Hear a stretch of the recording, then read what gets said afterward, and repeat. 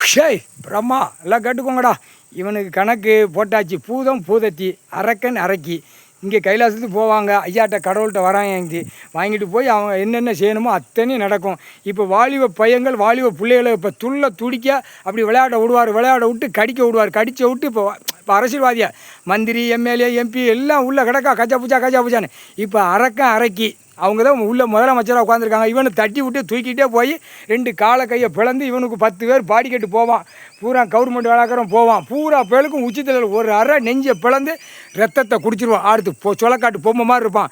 ஏன்டா உழைச்சி திங்க தெரியல, ஒரு பேப்பரை வச்சு 2 கையை காலை வீசியா போறியா கணக்கு போட்டாரா. பூதம் பூதத்தி அரக்கன் அரக்கி.